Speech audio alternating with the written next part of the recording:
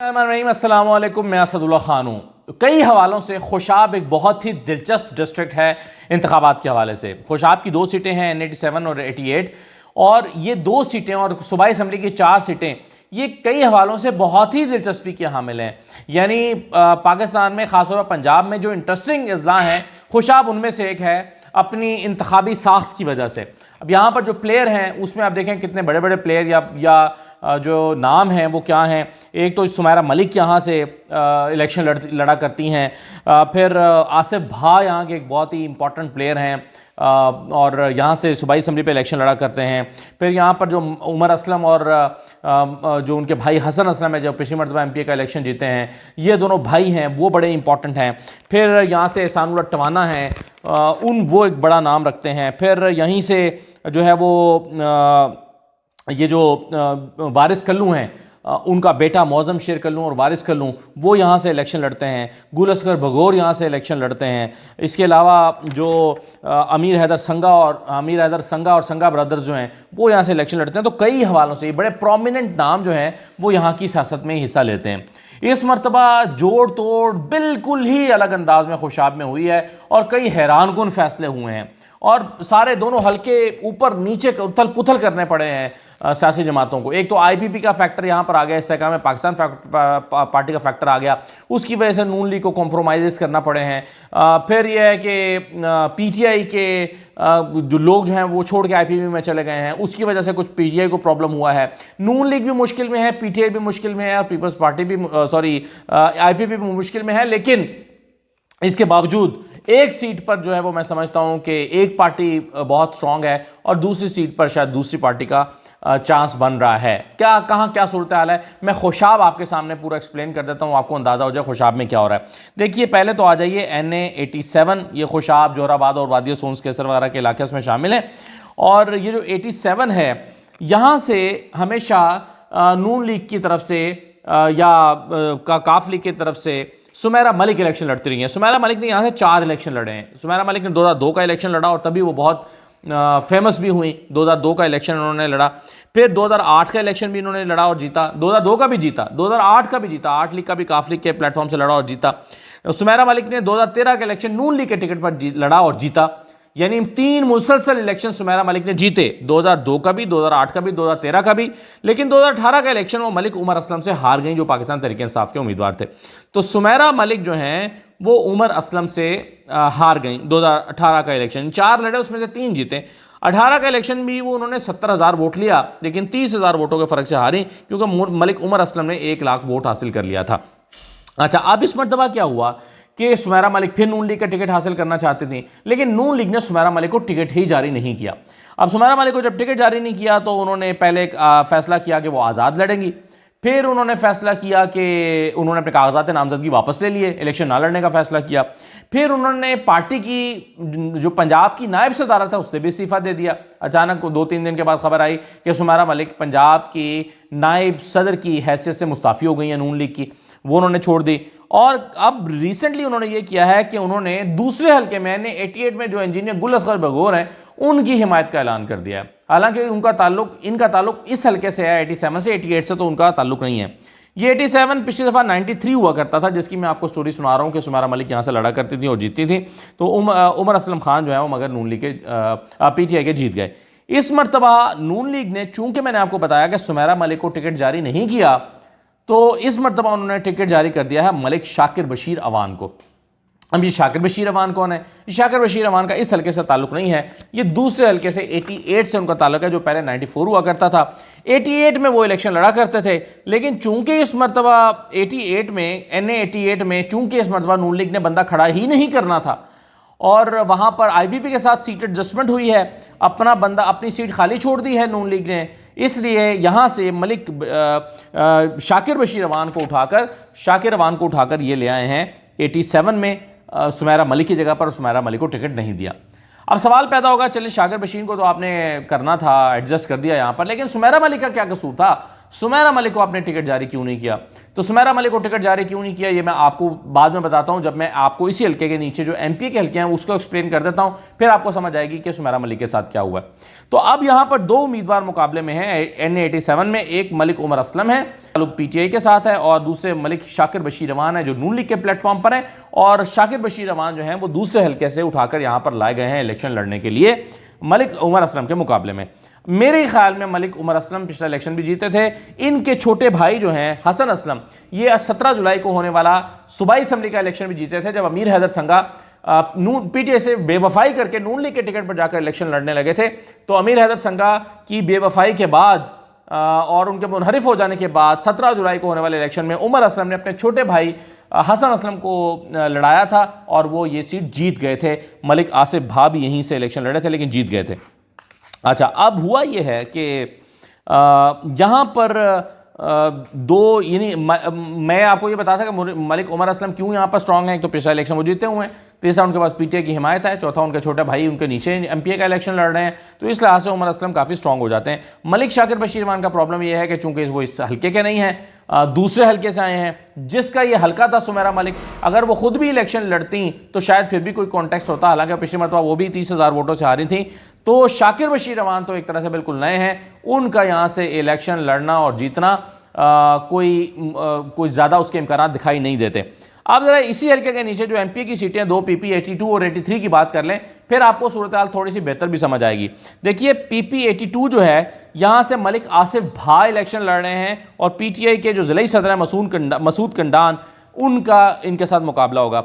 लेकिन मलिक आसिफ भा जो हैं ये बड़े तगड़े पुराने उम्मीदवार हैं, नून लीग के टिकट पर एमपीए भी रहे हैं, गालिबन वजीर भी रहेंगे अगर मैं गलत नहीं कह रहा तो, और या इनके पास कोई अहम ओहदा रहा है। तो आसिफ भा को जब टिकट नून लीग ने नहीं दिया तब भी ये आज़ाद खड़े हुए, और पिछली मरतबा भी इन्होंने, चूंकि मलिक वो आ गए थे हैदर संगा, अमीर हैदर संगा, तो अमीर हैदर संगा की वजह से नून लीग ने इनको टिकट नहीं दिया था, लेकिन फिर भी आज़ाद खड़े हुए और उन्होंने 40,000 से ज़्यादा वोट लिया था। तो आसिफ भा यहाँ पर बड़े अवामी आदमी हैं, तगड़े बंदे हैं, तो मेरा ख्याल है कि यहाँ पर आसिफ भा काफ़ी फेवरेट होंगे नून लीग के आसिफ भा एमपीए की सीट पर PP 82 पर। अच्छा, दूसरी तरफ PP 81 जो है, ये हसन असलम जो कि उमर असलम के छोटे भाई हैं वो खड़े हो रहे हैं और उनका मुकाबला अमीर हैदर संगा के साथ होगा। अमीर हैदर संगा की जो है, अमीर हैदर संगा पीटीआई को छोड़कर नून लीग में आए थे, अब नून लीग को छोड़कर IPP में चले गए हैं, इस्तेकाम पाकिस्तान पार्टी में। और यहाँ पर जो है इस्तेकाम पाकिस्तान पार्टी में नून लीग अपना बंदा खड़ा नहीं कर रही और हसन असलम का मुकाबला अमीर हैदर संगा के साथ होगा। अच्छा, अब हसन असलम जो है, ये मैंने आपको पहले ही बता दिया उमर असलम के भाई हैं। अब वो सवाल जो रह गया था कि सुमेरा मलिक को क्यों टिकट नहीं मिला, तो उसकी वजह यह है कि मलिक शाकिर बशीर रहमान और मलिक आसिफ भा, इनका पार्टी में काफ़ी असर रसूख है। आसिफ भा के ताल्लुकात राना सनाल्लाह के साथ भी बहुत अच्छे हैं। इन्होंने ये फार्मूला बना कर दिया कि जनाब यहाँ पर आप हम दोनों को लड़ाएं, हमारा कॉम्बिनेशन बहुत अच्छा बनेगा। आसिफ भा सुमेरा मलिक को नहीं जिता पाएगा, आसिफ भा की सुमेरा मलिक से बनती नहीं है, तो आसिफ भा मलिक शाकिर बशीर रहमान के साथ लड़के अच्छा इलेक्शन लड़ सकता है मिलकर। तो पार्टी ने ये सोचा कि ठीक है, ये कॉम्बिनेशन ठीक बनेगा, मलिक शाकिर बशीर रहमान ऊपर लड़ेंगे और नीचे आसिफ भा लड़ेंगे, तो आसिफ भा की स्ट्रेंथ की वजह से मलिक बशीर रहमान, शाकिर बशीर रहमान जो है वो भी जीत जाएंगे, ये नून लीग ने सोचा और इस वजह से इनको यहाँ से इस कॉम्बिनेशन के साथ ऊपर और नीचे इलेक्शन लड़ाया है। और दूसरी सीट पर अमीर हैदर संगा आ जाएंगे। अमीर हैदर संगा पहले भी पिछली मरतबा 2018 में जीत गए थे पीटीआई के टिकट पर और फिर जो है वो पार्टी चेंज करके और अब IPP में आ गए। तो ये कॉम्बिनेशन बनाने के लिए उन्होंने सुमेरा मलिक को टिकट नहीं दिया। अब सुमेरा मलिक जो हैं वो वो उनकी स्टोरी मैंने आपको पहले ही सुना दी है। तो ये तो 87 की सूरत हाल हो गई। अब 88 पर आ जाइए। 88 का जो हल्का है, यहाँ पर रिवायती तौर पर मुकाबला होता था शाकिर बशीर रहमान का, जो कि अब उस हल्के में चले गए, और साथ ही साथ यहाँ पर दो और प्लेयर भी थे जो सियासत करते थे। एक एहसानुल्लाह टवाना हैं और उनसे पहले मलिक सैफुल्लाह टवाना थे। तो एहसानुल्लाह टवाना यहाँ से करते हैं, गुल असगर बगौर यहाँ से जो है वो सियासत करते हैं, और वारिस कल्लू जो हैं वो भी यहाँ से MPA लड़ते हैं। तो इस मरतबा क्या हुआ है, इस मरतबा बहुत ही डिफरेंट हुआ। यानी हमेशा यहाँ पर PTI के दो लोगों की आपस में लड़ाई रहती थी, एक एहसानुल्लाह टवाना की और एक गुल असगर बगौर की। गुल असगर बगौर टिकट मांगते थे कि मुझे टिकट दे दें MNA का, और एहसानुल्लाह टवाना कहते थे मुझे दे दें, और इन दोनों की आपस में बहुत कशीदगी भी थी।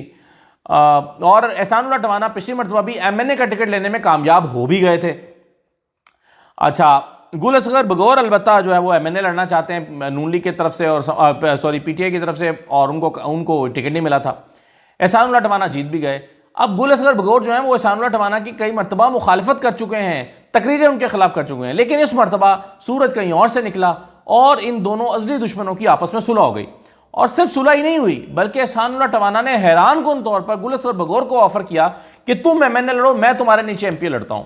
कहाँ वो उनको अपने नीचे भी नहीं लड़ाना चाहते थे एहसानुल्लाह टवाना, लेकिन इस मरतबा एहसानुल्लाह टवाना ने यह कहा कि मैं तुम्हारे नीचे लड़ लूंगा, तुम ऊपर लड़ो। तो गुल असगर बगौर IPP में चले गए, एहसानुल्लाह टवाना भी IPP में चले गए, पाकिस्तान तहरीक इंसाफ को दगा देके मुनरिफ होकर। अब ये दोनों PTI छोड़ के IPP में चले गए हैं और ऊपर गुल असगर बगौर लड़ रहे हैं और नीचे एहसानुल्लाह टवाना लड़ रहे हैं।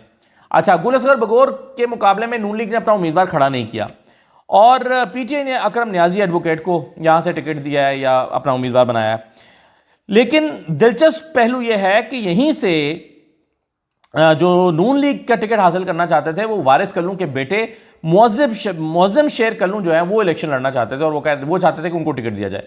लेकिन चूंकि नून लीग ने IPP के साथ यहां पर इत्तेहाद किया है और इस इत्तेहाद की वजह से वो यहां पर अपना टिकट जारी नहीं कर रहे, तो मुअज़्ज़म शेर कल्लू ने कहा कि ठीक है, फिर मैं आज़ाद इलेक्शन लड़ूंगा, और उन्होंने आज़ाद इलेक्शन लड़ने का फैसला कर लिया। अब जब इन्होंने आज़ाद इलेक्शन लड़ने का फैसला किया तो फिर आपको पता है कि नून लीग तो नहीं चाहेगी कि उनका बंदा यहाँ से खड़ा हो और IPP भी नहीं चाहेगी कि IPP का बंदा खड़ा हो। और तो हुआ फिर ये है कि अभी ताज़ा तरीन एक तो ये हुआ है कि ये वारिस कल्लू और मुअज़्ज़म शेर कल्लू के डेरे पर हमला भी हुआ है, छापा भी पड़ा है और उसके नतीजे में तोड़ फोड़ भी हुई है। कुछ तस्वीरें मैं आपको दिखा देता हूँ। यानी मुअज़्ज़म शेर कल्लू पर दबाव है कि वो IPP के मुकाबले में दस्तबरदार हो जाए, उनके मुकाबले में खड़े ना हो, क्योंकि वो टूट जाएगा। फिर अगर वारिस कल्लू का बेटा मुअज़्ज़म कल्लू खड़ा हो जाता है तो फिर नून लीग के लोग तो नून इनको वोट डाल देंगे और IPP का बंदा वैसे ही रह जाएगा, उसको फिर वोट नहीं पड़ेंगे, वो तो फिर जाती वोट बैंक ही सिर्फ ले सकेगा, IPP का अपना वोट बैंक तो है नहीं। अच्छा, अब इस प्लान के तहत कि यहां से गुल असगर को, IPP के गुल असगर को नून लीग का भी वोट पड़े, इनके ऊपर मुअज़्ज़म शेर कल्लू पे काफी दबाव है कि वो दस्तबरदार हो जाए।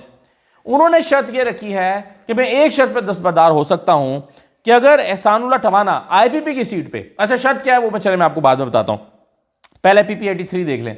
PP83 में अब क्या चल रहा है कि वहां पर एहसानुल्लाह टवाना IPP की तरफ से MP का इलेक्शन लड़ रहे हैं, अमजद रजा गुजर PTI की तरफ से लड़ रहे हैं और नून लीग की तरफ से जो है वो अली हुसैन बलोच इलेक्शन लड़ रहे हैं। अब शर्त ये रखी है मुअज़्ज़म शेर कल्लू ने, वो ये कहते हैं कि अगर MP की सीट पर एहसानुल्लाह टवाना दस्तबरदार हो जाएं अली हुसैन बलोच के लिए, जिनको ये इलेक्शन लड़ा रहे हैं, तो फिर मैं दस्तबरदार हो जाऊंगा।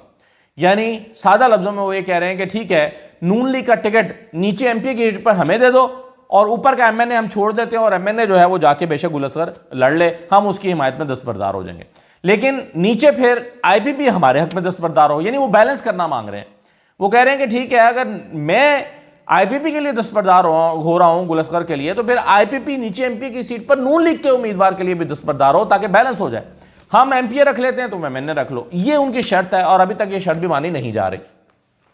लेकिन PP83 पर एहसानुल्लाह टवाना इलेक्शन लड़ रहे हैं और अमजद रजा गुजर जस्टिस काजिम के बेटे हैं, ये इलेक्शन लड़ रहे हैं और अली हुसैन बलोच जो है नून लीग की तरफ से ये इलेक्शन लड़ रहे हैं। अभी तक की स्टेटस ये है।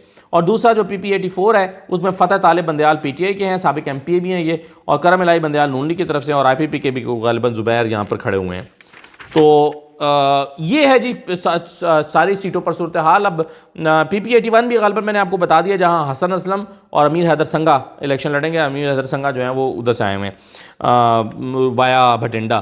तो ये 87 और 88 है। तो 87 में मेरा ख्याल है मलिक उमर असलम की पोजीशन बहुत बेहतर है, जीत जाएंगे। और यहाँ पर अगर मुअज़्ज़म शेर कल्लू दस्तबरदार हो जाते हैं तो फिर यहाँ गुल असगर की जो पोजीशन है वो बेहतर हो जाएगी अकरम न्याजी एडवोकेट के मुकाबले में, जो कि PTI के उम्मीदवार हैं। हाँ, बल्ला चल गया, बल्ले का यहाँ पर काफ़ी वोट है, बल्ले से मुराद PTI का काफ़ी वोट है। अगर ये खंबा जीत गया, खंबा लड़ गया, तो फिर अकरम न्याजी जो है वो अच्छा मुकाबला कर जाएंगे। पेपर के ऊपर उनकी पोजीशन कमज़ोर है।